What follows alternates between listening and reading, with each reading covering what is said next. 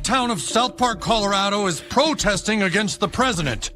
The townspeople claim that the president, who is a great man. A great man. Great guy. We know he's probably watching.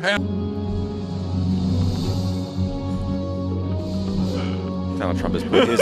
Welcome to the team, recruits. I'm Kristi Noem, head of Homeland Security. The thing about South Park is, like, you go at them and they go back at you twice. Old Town in South Park, Colorado, is in full revolt.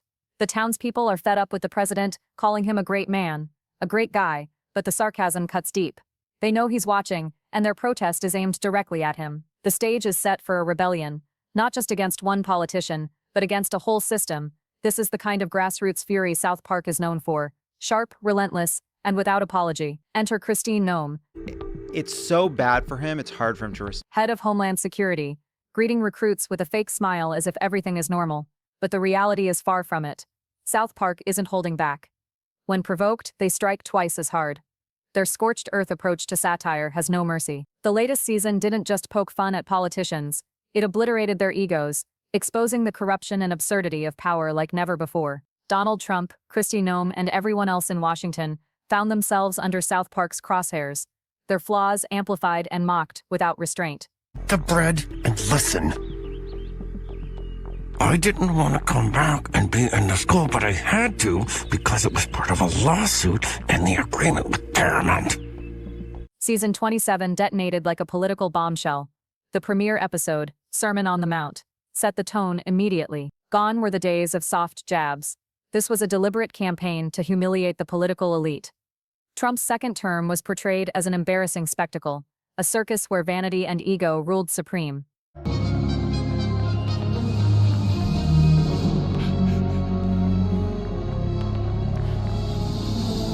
Visual gags hammered the message home. Trump obsessing over the size of his portrait, scenes of him in bed with Satan openly ridiculing his masculinity. Every joke was calculated to hit where it hurts. Yes, the humor was juvenile at times. Repeated jokes about his micropenis and insecure posturing were hardly subtle, but that's precisely why it worked. South Park knew exactly what buttons to press. It wasn't about cheap laughs, it was about exposing the underlying weakness, the desperation for control and approval.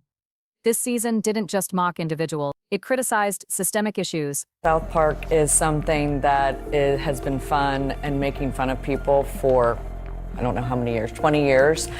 Power that suppresses dissent, the media that protects the powerful, and an administration willing to use lawsuits and threats to silence critics. South Park's normally chaotic town became a metaphor for a nation cowed into submission. The result was a chilling reflection of how easily freedom of speech can be traded for comfort and safety.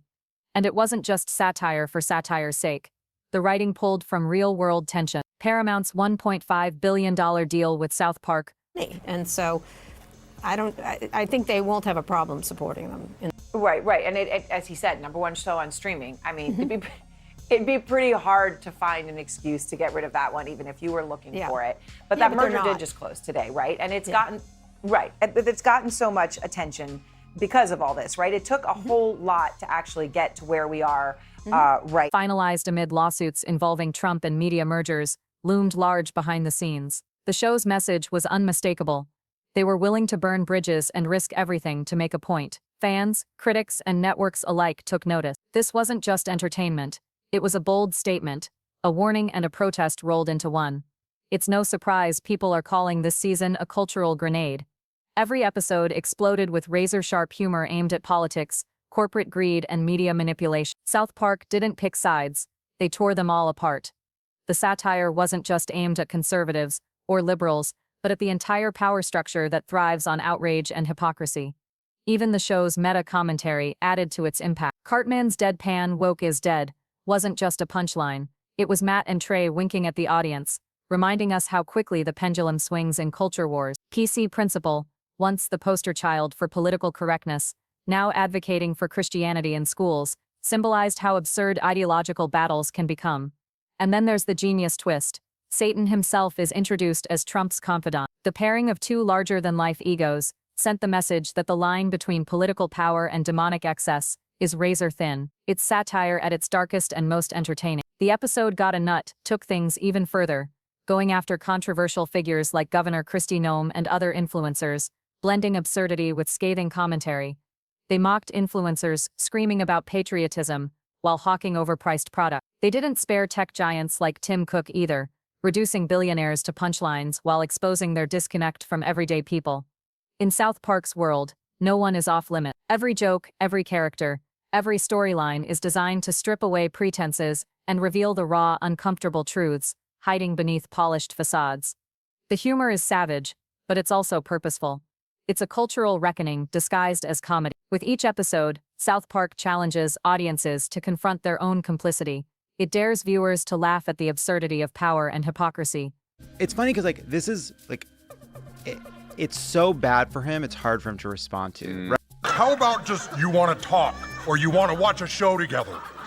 While questioning how far society will go before the joke is no longer funny. The stakes are as high as ever, with billions on the line, and South Park proving it's still the only show bold enough to poke the bear without flinching. This isn't comedy for laughs alone. It's satire with teeth, exposing the fragility of today's outrage culture and reminding us that when humor meets truth, no one is safe. The chaos in South Park didn't stop with jokes. It spread like wildfire, drawing in audiences, networks, and politicians alike. The scenes weren't just comic exaggerations, they were warnings wrapped in humor. When Kristi Noem's ridiculous past made headlines, most shows would have avoided it. But South Park didn't flinch. They turned it into primetime satire, mocking the absurdity while holding up a mirror to real events. The episode Got a Nut didn't merely poke at a scandal. It dissected how the media feeds off controversy. Podcast hosts screaming about patriotism while peddling protein powders became the subject of ridicule, exposing how outrage culture thrives on emotional manipulation. The satire wasn't subtle. It was an all-out attack, targeting influencers who built careers on exploiting fear, insecurity, and national pride. The brilliance of this season lies in how it dismantles both sides of the political spectrum. Conservatives who shout the loudest about values and strength are shown as desperate, insecure, and self-serving. Liberals hiding behind progressive ideals are equally mocked for hypocrisy. Even tech leaders like Tim Cook, once revered for innovation, are shown as clueless billionaires, disconnected from reality. No safe space, no protected targets. Everyone's vulnerability is exposed. The humor is sharp enough to leave scars. Every episode feels like a cultural landmine, waiting to go off. And when it does, it doesn't just sting, it tears the room apart. The underlying message is simple. Power corrupts, no matter who holds it. South Park isn't interested in picking winners or losers. It's about exposing the absurdity of leadership and influence itself. The satire cuts deep, showing how fragile modern masculinity is when propped up by shallow bravado and manufactured outrage. What makes this season so dangerous and effective is how perfectly it mirrors today's cultural climate. Outrage isn't occasional anymore.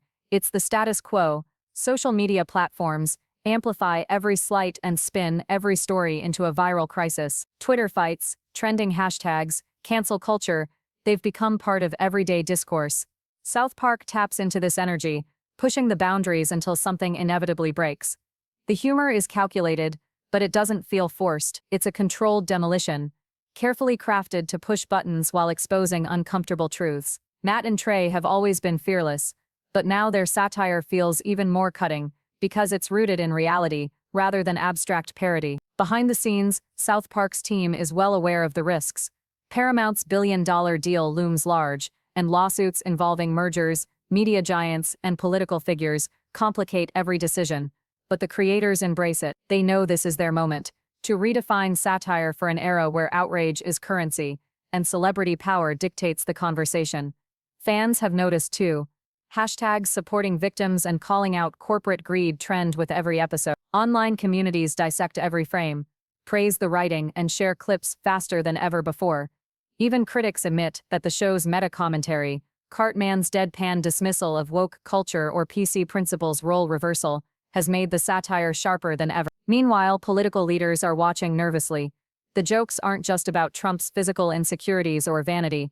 They question how leadership turns narcissism into policy, how fear is weaponized for votes. South Park is like, you go at them and they go back at you twice as hard. Like, people were criticizing them for making fun of Kristi Noem's appearance, so they changed their Twitter photo to her face melt. And how blind loyalty feeds systemic abuse. The satire doesn't just entertain, it challenges viewers to question everything they thought they knew.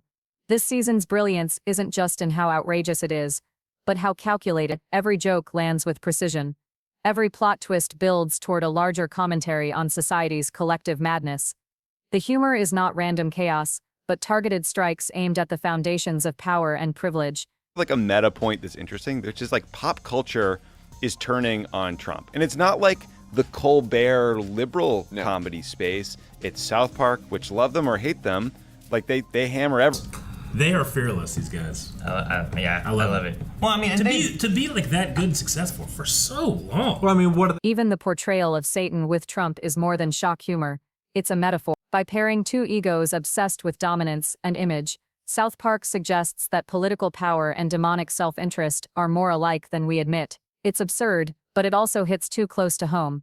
As the season unfolds, the stakes only rise. Every episode feels like it's daring viewers to engage, laugh, and question themselves all at once. No character is spared. The first couple months of the administration, he's winning everything. He feels good, confident. He doesn't have that confidence anymore. No. He's back to being like lashing out, yelling, being upset about everything. Suing people, doing all this shit. Like that just doesn't. It doesn't seem strong. Not governors, not media personalities, not tech CEOs. Everyone is dragged into the spotlight. And that's exactly why this season feels so necessary. Comedy has always been a tool for truth-telling, but now it's a weapon. South Park's creators understand that in a world where outrage fuels ratings and silence protects power, satire must be bold, relentless, and unafraid to take the hit. Fans are left wondering, what will South Park tackle next? How far will they push the envelope? Will political leaders retaliate, or will they crumble under the scrutiny? Whatever happens, one thing is clear. This isn't a show resting on past success. It's a cultural insurgency, with every episode detonating a little louder, biting a little deeper, and laughing all the way to the edge. And that's where we leave it. South Park tearing through the biggest egos in politics, media, and tech, one savage joke at a time. This isn't just another season of outrageous humor. It's a full-blown cultural reckoning, disguised as satire. The show has always had a reputation for being irreverent, fearless, and brutal. But this time, it's something more. It's a declaration that no power structure is above scrutiny, and no hypocrisy is too sacred to be exposed. As outrage cycles spin out of control and influencers weaponize fear, South Park holds up a mirror to the madness. It's a reminder that beneath the masks, people are vulnerable, flawed, and easily manipulated, and that entertainment isn't exempt from the same forces tearing the world apart. This season isn't about picking sides. It's about pulling back the curtain on every narrative fed to us, whether political, religious, or corporate, and showing how fragile it all really is.